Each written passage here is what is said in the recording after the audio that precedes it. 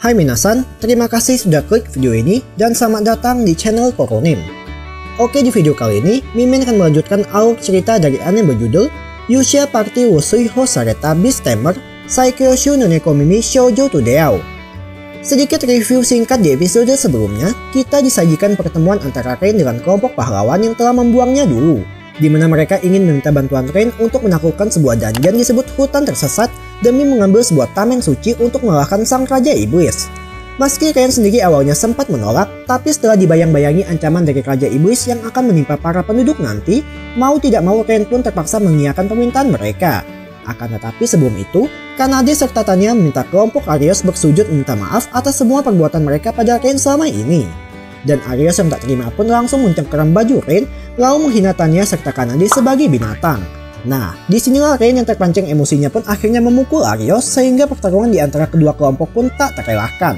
Di mana pertarungannya sendiri terbagi dalam 3 ronde. Pertama, Kanade melawan Agat yang dapat dengan mudah dimenangkan Kanade berkat kekuatan fisiknya yang jauh lebih kuat dibanding Agat.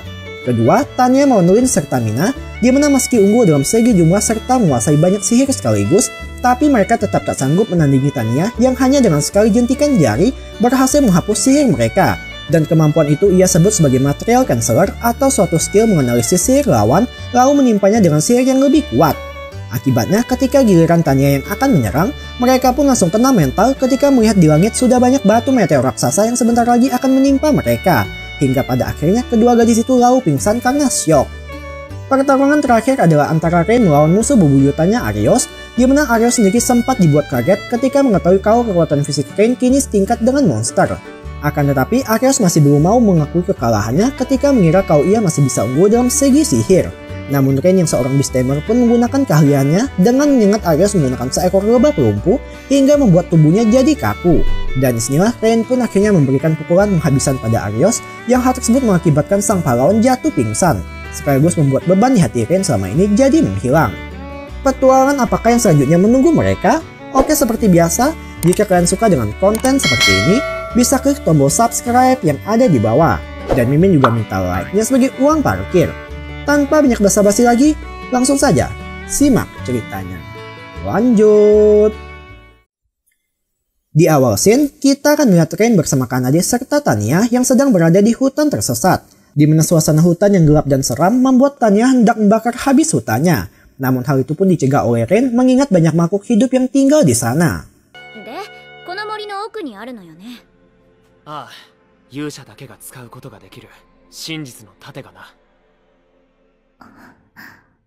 Dijelaskan sebelumnya, meski sempat terjadi konflik antara kelompok Arios dengan kelompok Rain, tapi setelah mereka meminta maaf, Rain yang sudah lega pun tak keberatan memaafkan serta menerima misi untuk mencari perisai di dalam hutan sesat. Dan dijelaskan juga lokasi perisai itu berada di bagian terdalam hutan dengan dijaga oleh seekor monster.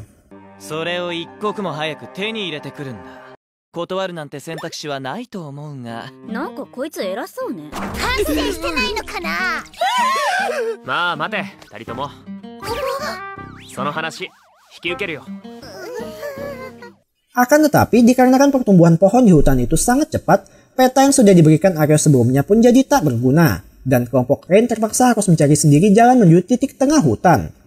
Sebenarnya Kanade serta Tanya sendiri dari awal sudah tak semangat untuk mengerjakan misinya, di mana mereka lebih mengkhawatirkan Rain yang mungkin memaksakan diri untuk menerima quest ini. Namun Rain dengan kedua tangannya pun mengelus kepala Kanade serta Tanya, lalu memberitahu mereka kalau ia serius ingin bantu Arios karena hanya sosok pahlawan yang bisa mengalahkan Raja Iblis.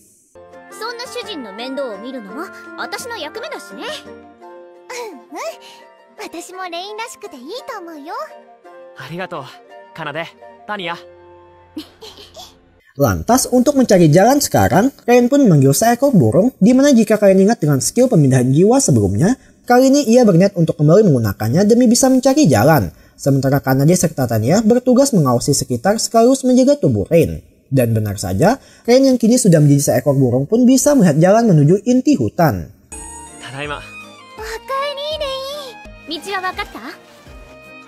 バッチリだ。やったー。じゃあ早速レース待ちなさい。奏は道わからないだろ。そうだった。Akan tetapi lumayan lama berjalan, mereka malah kembali ke titik awal tempat meletakkan batu penanda, dan di sini Rain pun sempat bingung yang biasanya ia tak mungkin tersesat, apalagi di sebelahnya juga ada burung lain. Serta Tanya ikut menambahkan kalau mereka tidak salah jalan, lebih tepatnya sengaja disesarkan oleh semacam penghalang yang membuat mereka hanya berputar-putar di sekitar sana. 少し私に任せてくれる？マテリアルサーチ。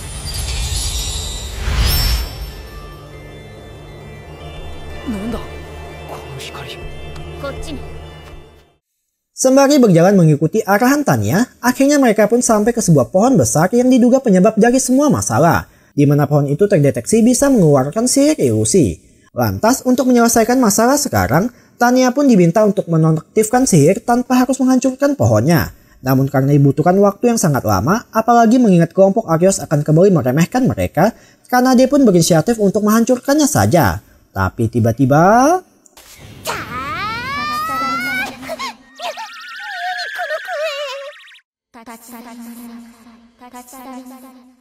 Ya, mendadak bergema suara mengusir mereka pergi, dan dari tengah pohon keluar salah satu ras terkuat lain, yakni seorang peri bernama Sora. Secara spesifik, ras peri berada di atas ras naga dalam segi energi sihirnya, dan mereka merupakan makhluk yang sempat berkonflik dengan manusia karena menebang pohon atau tempat tinggal mereka. Serta karena alasan itu pula, ras peri kebanyakan sangat membenci manusia. Hal itu pun terbukti saat Rain yang hendak mengajak bicara malah langsung diusir pergi. この森にちょっとした用事があって。立ち去りなさい。立ち去らないというのならば実力で排除します。一度引くぞ。 Setelah kabur cukup jauh, Kanade pun sempat bingung karena umumnya ras peri adalah makhluk yang ramah. Dan Rain sendiri merasa aneh sebab normalnya ras peri tak akan mau menampakkan diri di depan manusia. Alhasil dari semua keanehan, muncul dugaan kalau Sora selaku ras peri bekerja sama dengan monster demi melindungi perisai suci. Akan tetapi, karena tujuan mereka masih belum berubah, Tanya pun mengajukan rencana dengan dirinya akan menahan sihir Sora sedangkan Kanade fokus menyerang pohonnya. Namun Rain agak keberatan dengan rencana itu, di mana ia yang masih belum puas memiliki dua member harem tentu tak mau melewatkan peluang untuk mendapatkan member baru. 話なんてできる雰囲気じゃなかったでしょ。今度は敵意がないことを示せば大丈夫だと思うんだ。レインってお人よしね。Lantas kembalilah Rain ke hadapan Sora untuk mengajaknya bicara, tapi Sora sendiri sama sekali tak menunjukkan niatan untuk diskusi, malahan langsung menyiapkan sihir untuk menyerang Rain.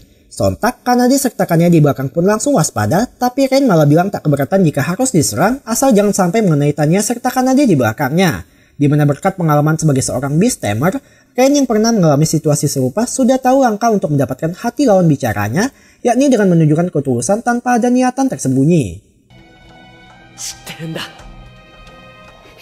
イリュージョンアロー。どうして逃げないのですか。 言っただろ。君と話がしたいだけだって。 Melihat aksi nekat dari Rain sedikit membuat hati Sora jadi goyah. Namun karena terngiang trauma di masa lalu, gadis peri itu pun hendak kembali melancarkan serangan susulan yang beruntung langsung dihadang oleh Kanade serta Tanya.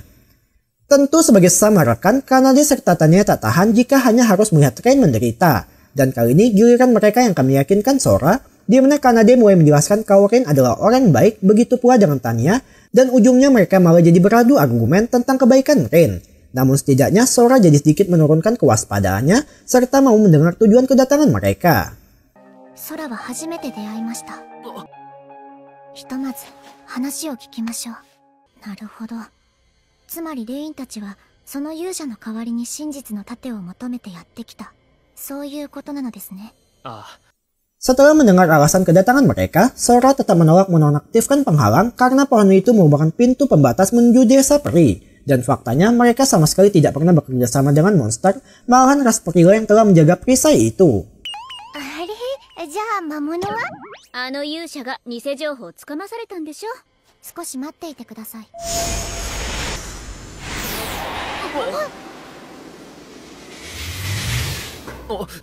どうぞ。 Pada akhirnya perisai pun berhasil didapatkan dengan sangat mudah, dan Rain yang tidak enakan berniat membalas kebaikan Sora. Tapi gadis itu menolak niatan baik Rain dengan alasan ia hanya menjalankan tugas sesuai kontrak yang berlaku.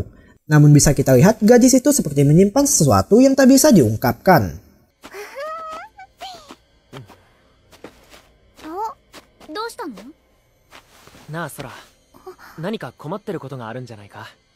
Entah karena pengalamannya sebagai orang yang pernah memendam semuanya sendirian, Rain kembali mendatangi Sora lalu mintanya bercerita terkait apa yang sedang ia rahasiakan. Siapa tahu mungkin saja dirinya bisa membantu nanti. Akan tetapi Sora yang tak mau melibatkan mereka lebih milih untuk bungkam sampai semua itu berubah ketika datang Tanya bersama Kanade lalu berusaha meyakinkan Sora.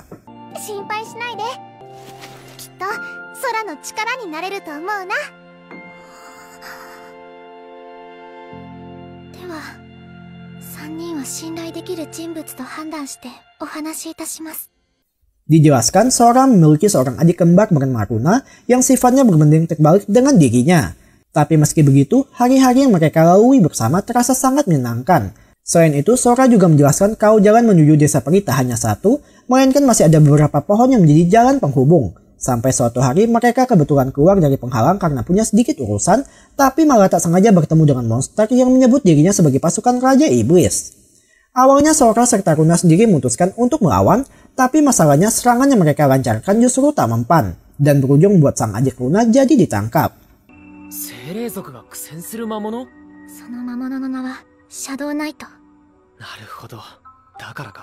Menurut penjelasan Rain, Shadow Knight merupakan monster peringkat C, tapi memiliki sebuah keunikan khusus, yakni dapat menetralisir setiap serangan sihir. Sedangkan ras peri adalah ras yang unggul dalam segi sihir, sehingga tentu menjadi lawan yang tak cocok bagi mereka. Akan tetapi masalahnya sang monster yang menyandera Runa menuntut agar penghalang desa dimatikan, dan Sora yang tak tahu harus berbuat apa lalu menemui kepala desa untuk meminta pertolongan. Namun jawaban yang ia terima malah menyuruh untuk merelakan adiknya karena sang kepala lebih mengutamakan nyawa para penduduk lain.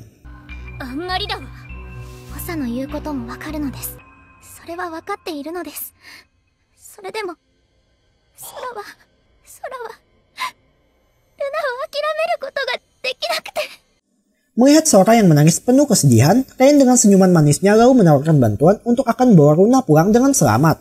Sekaligus mereka juga tak akan membahayakan nyawa para penduduk lain.